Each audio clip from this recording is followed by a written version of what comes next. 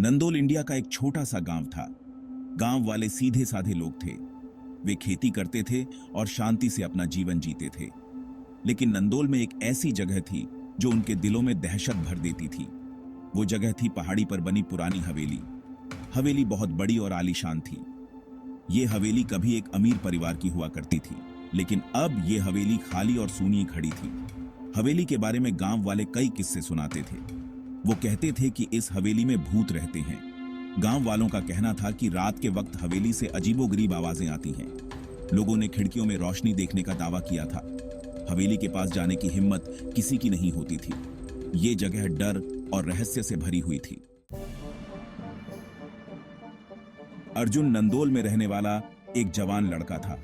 बाकियों के उलट अर्जुन बहादुर और जिज्ञासु था।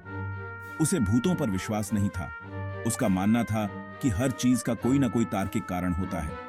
एक दिन कुछ बड़े लड़के हवेली के बारे में बात कर रहे थे। उन्होंने अर्जुन को वहां एक रात बिताने की हिम्मत दी। अर्जुन पहले तो हिचकिचाया, लेकिन वो डरा हुआ नहीं दिखना चाहता था, इसीलिए उसने हिम्मत स्वीकार कर ली। उस शाम अर्जुन ने खुद को तैयार किया। उसने एक बैग में टॉर्च, थोड़ा खाना और एक कंबल पैक किया। उसने अपने दादाजी का पुराना कंपास भी लिया। उसने अपने माता पिता से कहा कि वो अपने दोस्त के घर रात बिताने जा रहा है।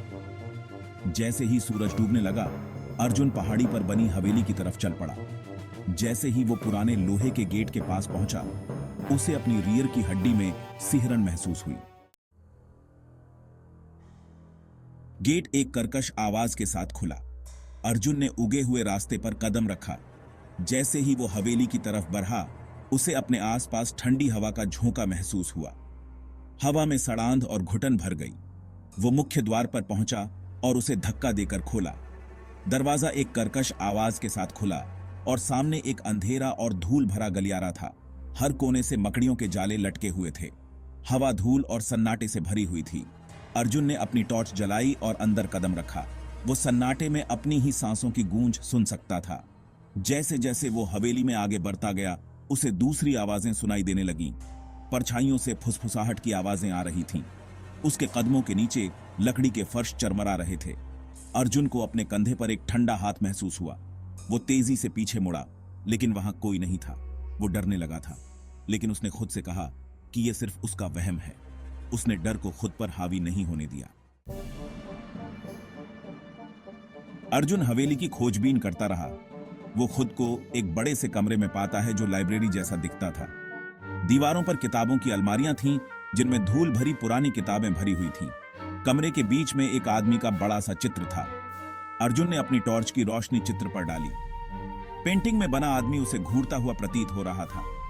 उसे एक अजीब सा एहसास हुआ, मानो उस आदमी की आंखें उसका पीछा कर रही हों। वो चित्र से मुंह मोड़कर कमरे की खोजबीन करने लगा। उसने देखा कि एक बुक शेल्फ में कुछ अजीब था। वो अपनी जगह से थोड़ा सा हटा हुआ लग रहा था। उसने बुक शेल्फ को धक्का दिया। उसे हैरानी हुई। वो अंदर की ओर घूम गया और उसके पीछे एक अंधेरा रास्ता दिखाई दिया। उसे एक गुप्त रास्ता मिल गया था। अर्जुन के अंदर उत्साह की लहर दौड़ गई। यही तो वो ढूंढ रहा था, हवेली के रहस्य को सुलझाने के लिए कुछ। उसने एक गहरी सांस ली और अंधेरे में कदम रख दिया। रास्ता संकरा और धूल भरा था। अर्जुन उसके पीछे पीछे तब तक चला जब तक कि वो एक लकड़ी के दरवाजे तक नहीं पहुंच गया। उसने दरवाजा धक्का देकर खोला तो खुद को एक छोटे से नम तहखाने में पाया। हवा फफूंदी की गंध से भरी हुई थी। एक अकेला लालटेन कमरे में टिमटिमाती रोशनी दे रहा था। कमरे के बीच में एक लकड़ी का संदूक था। अर्जुन ने संदूक खोला और उसके अंदर एक चमड़े की जल्द वाली डायरी मिली। उसने डायरी उठाई और पढ़ने लगा। डायरी चित्र वाले आदमी की थी। वो आदमी एक शक्तिशाली जादूगर था। उसने दौलत और ताकत हासिल करने के लिए अपने जादू का इस्तेमाल किया था, लेकिन उसका लालच उस पर हावी हो गया था। उसने एक भयानक गलती कर दी थी और उस पर एक श्राप आ गया था। श्राप ने उसकी आत्मा को हवेली में कैद कर दिया था। डायरी मदद की गुहार के साथ खत्म हुई। जादूगर ने किसी से श्राप तोड़ने की भीख मांगी। अगर श्राप नहीं टूटा तो उसकी आत्मा हमेशा के लिए फंस जाएगी। अर्जुन ने डायरी बंद कर दी। उसे श्राप तोड़ना था। उसने कमरे के चारों ओर देखा। कोने में एक छोटी सी मेज देखी।